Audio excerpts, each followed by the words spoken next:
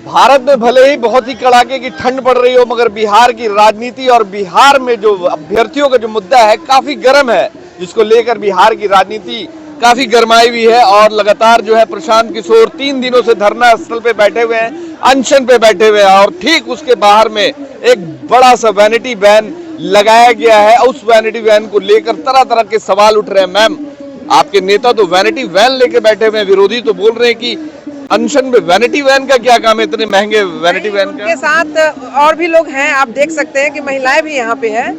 हमें भी कोई साधन की आवश्यकता पड़ती है। हम लोग कोई ऐसे नहीं कि सड़क पे ऐसे ही हम लोग चलते हुए कोई है, हम लोग भी अच्छे घर से महिलाएं हैं। मगर नगर निगम वगैरह को अगर आप लोग लिखित देते तो पिंक टॉयलेट वगैरह ला के लगा देते हैं। हमें अगर हमारे पार्टी से हमें सुविधाएं मिलनी तो आपको क्या समस्या हो सकती है भाई?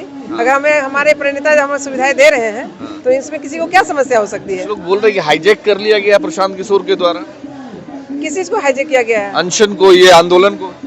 बिल्कुल नहीं, कोई हाईजैक नहीं। जो बच्चे बैठे हैं ना, जितने सारे बच्चे बैठे हैं, बस चूंकि उनको कोई अभी तक जो अनशन पे बच्चे बैठे हुए थे उनको कोई पूछ नहीं रहा था। तो कोई अगर हमारे प्रशांत सर भी अगर नहीं आए होते तो शायद कोई भी राजनीतिक दल उनको पूछने वाला नहीं था। आज सब अपनी रोटियां सेक रहे हैं ये बच्चों के ऊपर। कारण क्या है कि उनको दिख रहा है कि प्रशांत किशोर कहीं इसका एडवांटेज ना लेके चलते, इस डर से ये बात बोल रहे हैं। लेकिन वो अपने यहाँ पे कोई पॉलिटिक्स तो कर नहीं रहे हैं। अपना हमारा कोई बैनर है ना, कोई हमारा कोई यहाँ पे कोई झंडा लगा हुआ है ना, हमारा कोई यहाँ पे पोस्टर लगा हुआ है। लोगों का कहना है मैडम कि अभी कुछ ही दिनों से, क्यों, ये तो 45 दिनों से पहले से मुद्दा चल रहा है, तो उस समय से आपको आंदोलन में सक्रिय होना चाहिए था। जब बच्चों की बात नहीं सुनी गई, उन पे लाठियां बरसाई गई, तब हमारे प्रणेता ने कहा कि नहीं, ये गलत है। जो कि बिहार के बच्चों की अगर बात आप नहीं सुन सकते हैं तो आप मुख्यमंत्री किस बात के हैं? उन्हीं के माँ बाप ने आपको वोट दिया होगा, बच्चे वोट दिए तब आप मुख्यमंत्री बने हैं। इस वजह से ना कि आप उनकी बातों को सुने। आप कम से कम ये तो कर ही सकते थे कि बच्चों की बात तो सुनते हैं। अगर आपको सही लगता, गलत लगता, बच्चों को समझा लेते हैं, कम से कम उन पे लाठियां नहीं बरसाते। वाटर कैनन से आप बौछार करवाते हैं, इतने ठंडे मौसम में लाठियां बरसवाते हैं। तो ये सब चीज आप समझ। रीजन तो आपके नेता बनते हैं लाठियां बरसाने के। वाटर कैनन जो इस्तेमाल किया आपके नेता को ही लोग बता रहे हैं कि उनकी वजह से ही ये सारा। आप ये बताइए, पहले उन पे लाठियां चार्ज की गई थी कि नहीं? जब हमारे प्रणेता जब आए और उन्होंने कहा कि ठीक है भाई, लाठियां पहले मैं खाऊंगा, तो चले हैं, भाग हैं। जी नहीं, लोग बोल रहे हैं कि भाग हैं। देखिए, आप ये सब पूरा प्रोपेगेंडा है एक तरह से।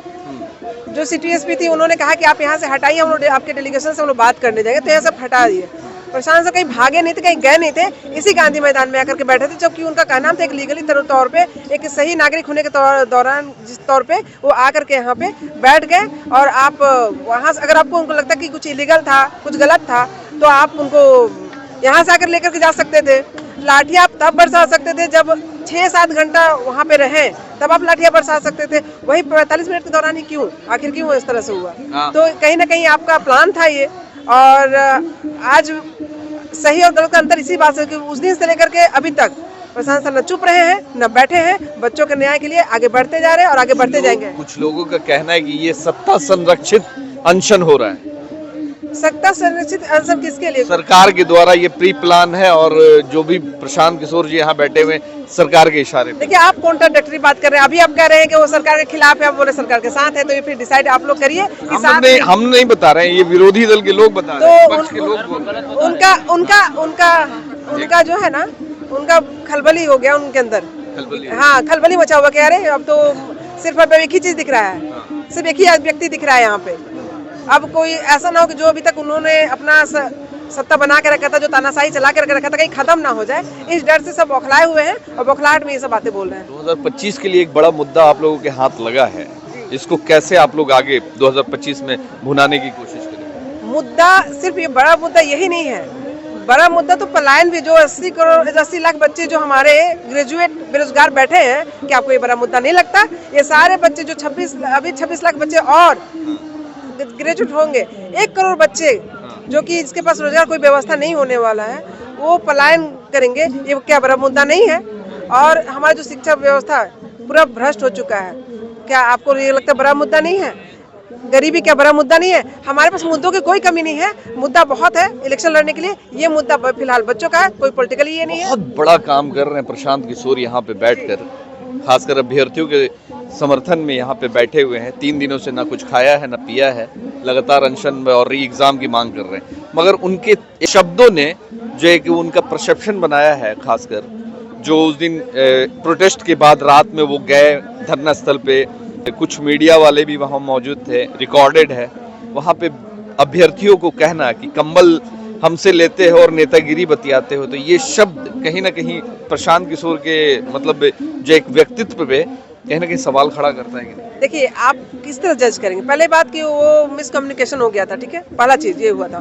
दूसरा, आप कैसे उसको दोनों चीज क्यों करेंगे? आज जो प्रशांत सर कर रहे हैं, कोई नेता आज नहीं आकर कर रहा, कोई भी ऐसा इस तरह से ना कोई अनशन कर रहा, सब अपने आराम से अपने एसी रूम में बैठे हुए हैं, आराम से हैं, कंबल ओढ़ कर बैठे हुए हैं, आराम से, कहीं कोई दिक्कत नहीं है किसी को। इस ठंडे मौसम में, इस ऐसे सिचुएशन में भी वो अगर बच्चों के लिए अनशन कर रहे हैं, आप उस चीज़ को उससे कैसे बैलेंस करिए? आप खुद बताइए, जिस चीज़ के बारे में बात आप लोग कर रहे हो, कैसे आप उसको ये कर सकते हैं? कैसे दोनों को आप कंप्रोमाइज कंपेयर कर बहुत सकते सारे हैं? नेता तो आ रहे हैं ना, फेसबुक पे क्रांति कर रहे हैं, ट्विटर पे क्रांति कर रहे हैं। आपके नेता भले उनको मौका मिल गया यहाँ पे बैठने का, इसलिए यहाँ पे बैठे। फेसबुक या नेता, ट्विटर का नेता, वो सब नेता भाई उसी पे रह जाएंगे। और ये जो कर रहे हैं वो किसमें क्षमता है कि कर ले वही। हम लोग, प्रशांत सर ने तो कहा है कि आप कर लीजिए लीड, आप करिए, बच्चों के समस्याओं को आप सुनिए, आप उनको न्याय दिलवा दीजिए, हम आपके पीछे चल देंगे।